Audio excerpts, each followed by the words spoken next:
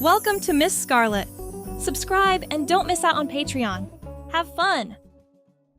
In a cramped corner of the apartment, shadows flickered with the shuffling of feet. Mrs. Mitchell navigated with care, her delicate footwear, designed for elegance, not practicality, testing the apartment's uneven surface.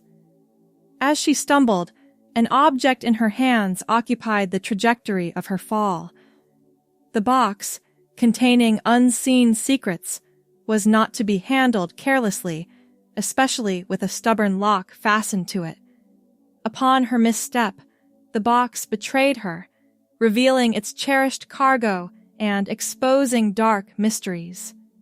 An array of intimate garments, a tale of hidden desires, spilled from the fallen treasure chest, painting the wooden floor with vibrant splashes. How could he possibly justify the collection of silk blouses and floral dresses to his pastor, the man who had welcomed him to church 3 years ago when Kevin first moved to town, searching for community and acceptance? Mrs. Mitchell knelt down, carefully gathering a beaded necklace that had rolled toward her sensible flats. Her expression wasn't filled with disgust as Kevin had feared. Instead, her eyes held something he couldn't quite read. Understanding? "These are beautiful pieces," she said softly, running her fingers over the delicate fabric of a cream-colored blouse. Pastor Mitchell cleared his throat, and Kevin braced himself for condemnation. "Perhaps we should take a break. I'll grab us some water." The pastor disappeared into the kitchen, leaving Kevin alone with Mrs. Mitchell and the evidence of his secret life strewn across the floor. "I have a brother," Mrs. Mitchell said, still examining the blouse. "Thomas became Teresa when she was 36. We're very close." Kevin's mouth opened, then closed. Words failed him entirely. "These are your things," she continued, "and it's not my place to judge. But if you ever want to talk, well, I've had some practice listening." Tears pricked at Kevin's eyes. For years, he'd imagined this moment, discovery, exposure, and in his nightmares, it always ended with rejection.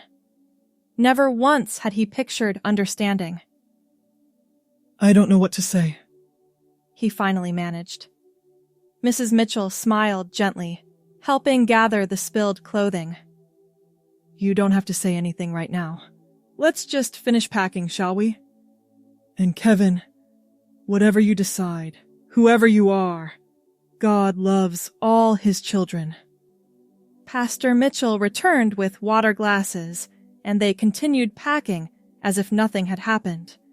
But everything had changed. 2 weeks passed before Kevin gathered the courage to call Mrs. Mitchell. His fingers trembled as he dialed, nearly hanging up twice before she answered. "I'd like to talk," he said, voice barely above a whisper. "About what you saw." They met at a quiet coffee shop across town, far from the church and prying eyes. Kevin arrived early, claiming a corner table and ordering a chai latte he couldn't bring himself to sip.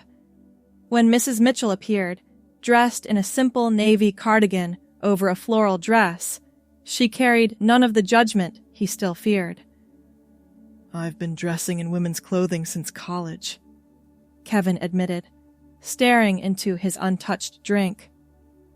"At first, just occasionally, but over the years, it's become more." Mrs. Mitchell nodded, encouraging him to continue.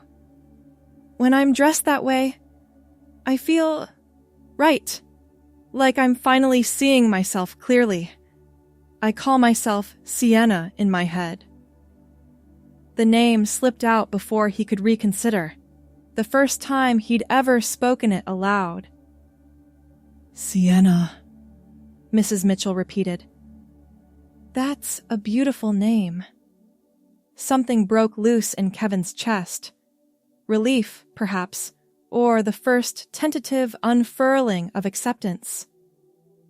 My brother struggled for years before accepting himself, Mrs. Mitchell shared. The transformation wasn't just physical. I watched Teresa become happier, more confident, more herself. They talked for hours until their coffee grew cold and the afternoon light slanted low through the windows.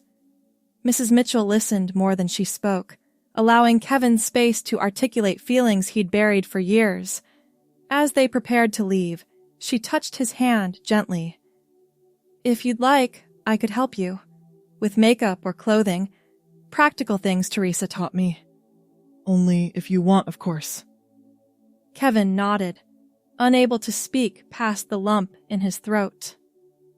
The first makeup lesson happened on a Tuesday evening, a month after moving day.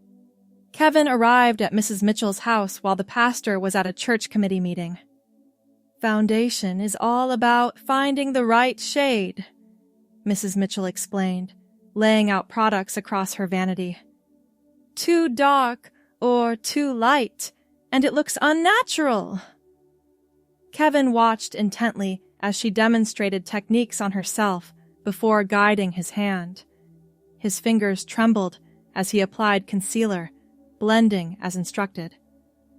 You have beautiful bone structure, Mrs. Mitchell observed. And those eyelashes! Most women would kill for those. By the evening's end, Kevin hardly recognized the person staring back from the mirror. Not because the makeup was dramatic, but because for the first time, his reflection aligned with the image he'd carried inside. Auburn hair, still short, but styled softly around his face, complemented the subtle eyeshadow Mrs. Mitchell had chosen. Sienna, he whispered to his reflection. Mrs. Mitchell squeezed his shoulder. It suits you. These Tuesday sessions became regular occurrences. Kevin, gradually thinking of himself as Sienna during these moments, learned about color coordination, how to walk in heels without toppling, the mysterious art of accessorizing. Fashion isn't about following rules, Mrs. Mitchell said one evening, as they sorted through a collection of blouses Sienna had purchased online. It's about expressing who you are. And who am I? Sienna asked, half joking, half desperate for answers. Mrs. Mitchell held up an emerald green dress against Sienna's frame. That's for you to discover, but I think you're already on your way. On Sienna's birthday, Mrs. Mitchell presented her with a gift. That same emerald dress, elegantly wrapped. I saw how you looked at it, she explained. Every woman needs at least one perfect dress. Sienna's hands trembled as she held the garment. I can't wear this anywhere. It would be wonderful, but where would I go? Mrs. Mitchell's smile held a hint of mischief.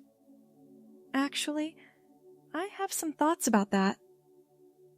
The restaurant was 30 miles outside town, far enough that Sienna wouldn't likely encounter anyone from church. Still, her heart pounded as she parked, questioning her decision for the 100th time. This is insane, she murmured, checking her appearance in the rearview mirror. Her auburn hair had grown out enough to style in a short, feminine cut. The emerald dress hugged her figure, carefully padded in strategic places. Mrs. Mitchell had helped with makeup, achieving a natural look that enhanced rather than masked. For weeks, they'd planned this outing, Sienna's first public appearance. Mrs. Mitchell waited inside, having arrived early to secure a quiet table away from windows. I can do this, Sienna whispered, repeating the affirmation Mrs. Mitchell had taught her. She took a deep breath, adjusted the simple gold necklace at her throat, and stepped out of the car. The restaurant hostess smiled professionally. Good evening, ma'am. Do you have a reservation? Ma'am? The word sent an electric current through Sienna's body. "I'm meeting someone. Mitchell?" The hostess nodded, gathering menus. "Of course. Right this way."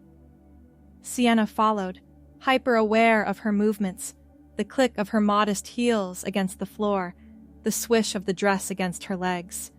A few patrons glanced up as she passed, casual, disinterested looks that moved on quickly. No one pointed. No one stared. No one recognized her as anything other than a woman in a green dress. Mrs. Mitchell beamed as Sienna approached. "You look wonderful!" Dinner passed in a blur. Sienna barely tasted her salmon, too consumed by the surreal experience of sitting in public, being addressed as ma'am and miss by the server, existing in the world as herself. By dessert, her shoulders had finally relaxed. "How does it feel?"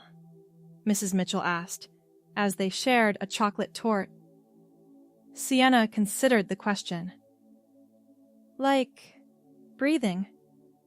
For the first time." Later, walking to their cars, Mrs. Mitchell linked her arm through Sienna's. "I'm proud of you." "I couldn't have done this without you," Sienna admitted. "You would have found your way eventually," Mrs. Mitchell said. "But I'm glad I could help smooth the path a little." Under the parking lot lights, Sienna hugged her mentor tightly. "Thank you for seeing me." "God sees you too, you know," Mrs. Mitchell whispered. "Exactly as you are." Spring melted into summer, and Sienna's confidence grew with each passing week.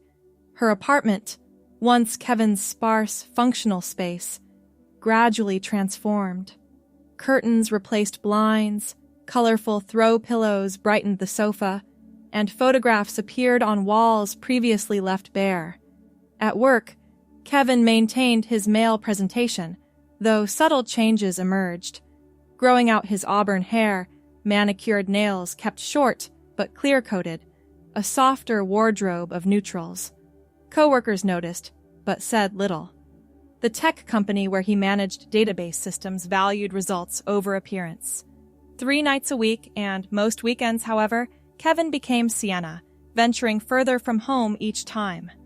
A bookstore 40 minutes away became a favorite haunt, then a cafe where the barista greeted her by name, eventually a women's clothing boutique where she nervously purchased items in person rather than online.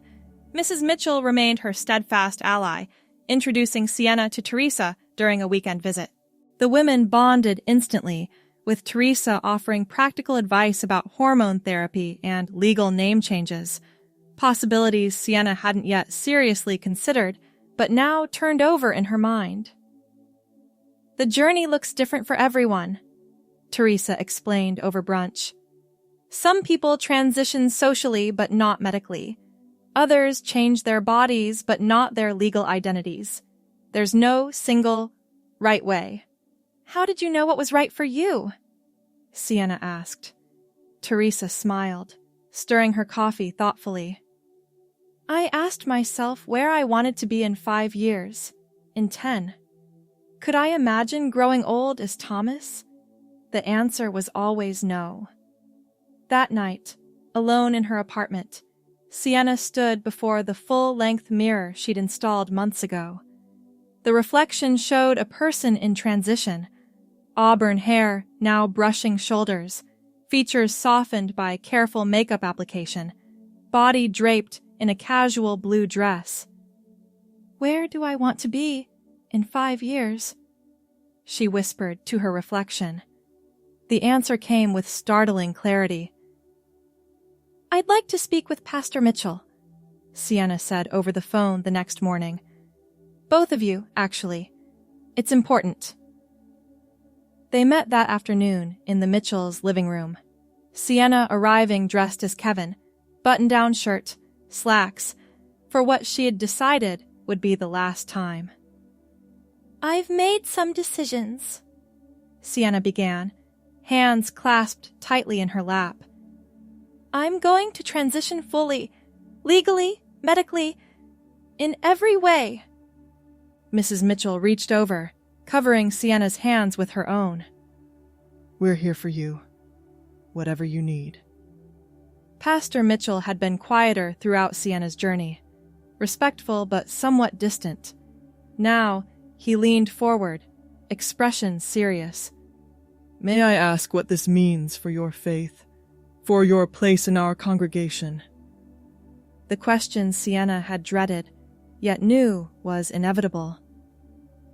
I've prayed about this, she answered truthfully. Every step of the way, and I believe God made me this way. Not as a mistake to be corrected, but as a journey to be walked. I'd like to remain in the church, but I understand if that creates difficulties. Pastor Mitchell was silent for a long moment. When he spoke, his voice was measured. Our church is small, traditional in many ways. I won't pretend this will be easy for everyone to understand. Sienna nodded, heart sinking. But, he continued, Christ called us to love one another, not with conditions or exceptions. I believe we're called to walk alongside each person as they seek their truth. He looked directly at Sienna. If you wish to remain with us, dressed as the woman you are, the door is open. Tears spilled down Sienna's cheeks, smudging the light makeup she'd applied out of habit. Thank you. It won't be without challenges, Pastor Mitchell cautioned. Some members may struggle, but change begins with conversation, with seeing the divine in each other. After that meeting, preparations accelerated. Sienna scheduled consultations with doctors, researched legal name change requirements, and, with Mrs. Mitchell's help, assembled a wardrobe suitable for all aspects of her life, including work and, eventually, church. The conversation with her parents was harder, conducted over a video call that left everyone emotionally drained. Her father had fallen silent, face unreadable, while her mother cried, asking repeatedly where they had gone wrong. Sienna ended the call with promises to give them time, to answer questions when they were ready, but with the firm understanding that her decision was made. They'll come around, Mrs. Mitchell assured her, though they both recognized the platitude's uncertainty. Autumn arrived with crisp mornings and falling leaves. 6 months into hormone therapy, Sienna's features had softened further, her body's contours gradually reshaping. Her auburn hair now fell past her shoulders, often styled in loose waves that framed her face. The morning of her first Sunday at church, as Sienna dawned clear and cool, she stood before her closet, considering and discarding outfit options. Too flashy, she murmured, pushing aside a patterned dress. Too casual, for a sweater and slacks combination. Finally, she settled on a knee-length navy dress with 3/4 sleeves, modest yet feminine, paired with low heels and simple pearl earrings. A gift from Teresa, for church Sundays, delivered with a knowing wink. The drive to church was the longest of Sienna's life, each mile stretching endlessly. She arrived early at Mrs. Mitchell's request, entering through the pastor's study rather than the main doors. Are you ready? Mrs. Mitchell asked, straightening Sienna's collar with motherly attention. No, Sienna admitted, but I'm doing it anyway. Pastor Mitchell's sermon that morning addressed transformation, not specifically Sienna's journey, but the broader concept of becoming one's authentic self through faith and community. As he spoke, Sienna sat beside Mrs. Mitchell, acutely aware of the glances, the whispers, the confusion from congregants who recognized, yet didn't recognize the person formerly known as Kevin. After the service, Pastor Mitchell introduced Sienna by her chosen name, his arm supportive around her shoulders. Some church members approached with awkward but genuine welcomes. Others maintained a conspicuous distance. A few elderly women who had always been kind to Kevin turned away, whispering behind hymn books. "It's a beginning," Mrs. Mitchell murmured as they watched reactions unfold. "A beginning," Sienna agreed, straightening her shoulders. "Not an ending." Winter painted the town in sharp whites and grays, matching the stark contrasts in Sienna's life. At work, her transition progressed more smoothly than anticipated, the tech industry's generally progressive culture proving an advantage. Her supervisor arranged a department meeting where Sienna formally introduced herself, explained her pronouns, and answered questions with a composure that surprised even her. Church remained more complicated. Several families stopped attending, citing various excuses that fooled no one. Yet others demonstrated unexpected acceptance, like elderly Mr. Harrington, who had initially seemed shocked, but now made a point of saving Sienna a seat, introducing her to his visiting grandchildren with matter-of-fact normalcy. Through it all, the Mitchells remained steadfast. When Sienna's parents finally visited, still struggling but trying, Mrs. Mitchell hosted a dinner where ease and awkwardness coexisted in equal measure. "She looks just like you around the eyes," Mrs. Mitchell told Sienna's mother, creating bridges where only chasms had existed before. By spring, a year after that fateful moving day, Sienna had legally changed her name. The courthouse ceremony was small. The Mitchells, Teresa and her husband, 2 work friends, and, somewhat miraculously, Sienna's parents, still uncertain but present. "Sienna Michelle Taylor," the judge announced, signing the final document. Outside the courthouse, surrounded by cherry blossoms, Mrs. Mitchell produced a small cake she'd baked for the occasion, decorated with Sienna's new initials. "It's like a birthday," she explained. "Or a baptism, a marking of passage." Sienna's mother, watching this exchange, stepped forward hesitantly. "You've been good to my daughter," she said to Mrs. Mitchell, stumbling slightly over the word, but persevering. "When we couldn't be." "We all need guides sometimes," Mrs. Mitchell replied gently. "I'm grateful I could be hers." Later, when the small party had dispersed, Sienna remained on the courthouse steps with Mrs. Mitchell, watching spring unfold around them. "I've been thinking," Sienna said, smoothing the fabric of her rose-colored dress. "About that trunk, the one you dropped that day." Mrs. Mitchell laughed. "My clumsiness turned out to be quite providential. I kept it, you know. It's in my closet still, but not locked anymore. Not hidden." Sienna turned to face her mentor. "I'm thinking of using it differently now, filling it with keepsakes, photographs, mementos from this journey, like a hope chest, but for memories instead of futures." "I think that's perfect," Mrs. Mitchell said. "A reminder of how far you've come." Sienna nodded, watching a cherry blossom petal spiral down to land at her feet. "I used to pray for God to take away my feelings, to make me normal. Now I pray for strength to be who I am, and for gratitude that He made me this way, complicated and authentic."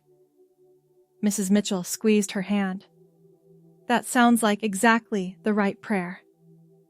2 years later, on a warm summer evening, Sienna stood before the congregation that had become truly hers. Her auburn hair was gathered in an elegant updo, her green dress, a new one, though similar to that first emerald gift, complemented by simple gold jewelry. "When I first came to this church," she began, voice clear and steady, "I was hiding from myself, from all of you, even from God. I believed that to be accepted, I had to be someone else.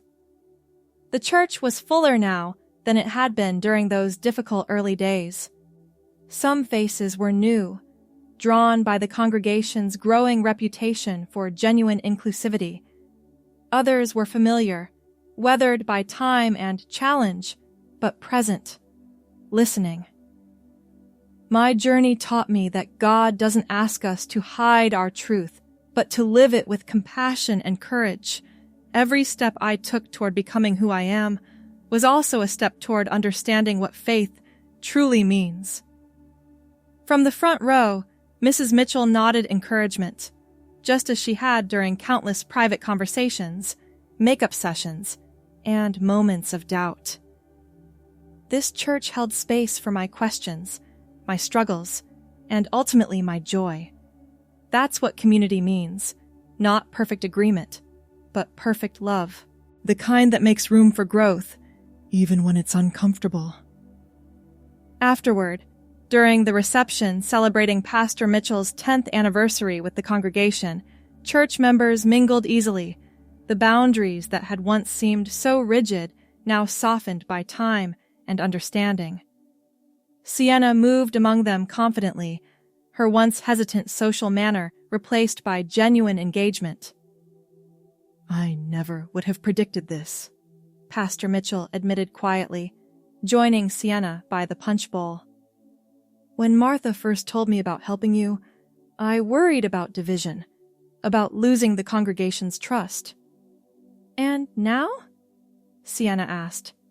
He gestured around the room, to the elderly deacon, cheerfully arguing theology with a young transgender man who'd joined 6 months ago, to Sienna's parents chatting comfortably with church members they now counted as friends, to Mrs. Mitchell demonstrating a dance step to a group of laughing children.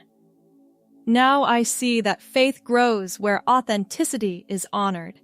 You taught us that, Sienna.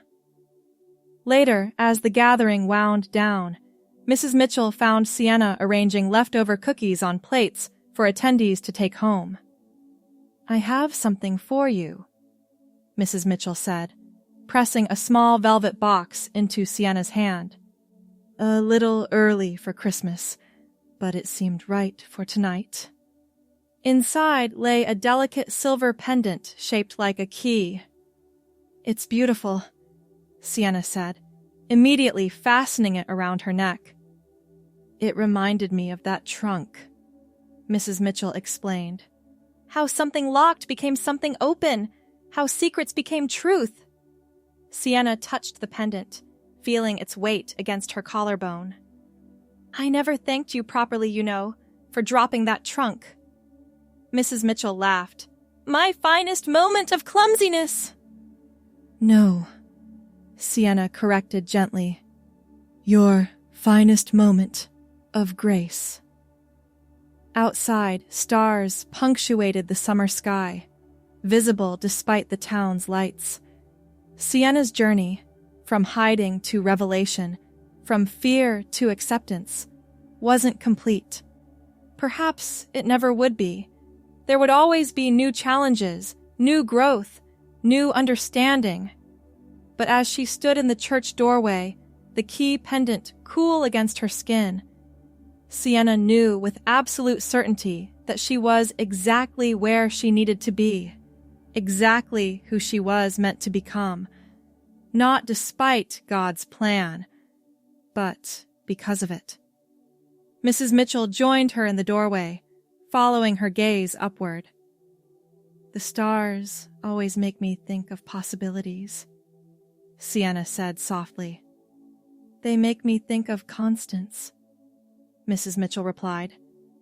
How some things remain true no matter how much everything else changes. Sienna nodded, understanding the gentle wisdom in those words. Her appearance had changed. Her name had changed. Her place in the world had shifted, but the essence of who she was, the divine spark that animated her being, remained constant. Thank you, she said simply, for seeing me before I could fully see myself. Mrs. Mitchell smiled, linking her arm through Sienna's as they had done countless times before. That's what we're all here for, isn't it? To help each other see more clearly. Together, they turned back toward the warm light of the church, where new conversations waited to begin. Thanks for watching, my girlies! Be sure to check out Patreon for more!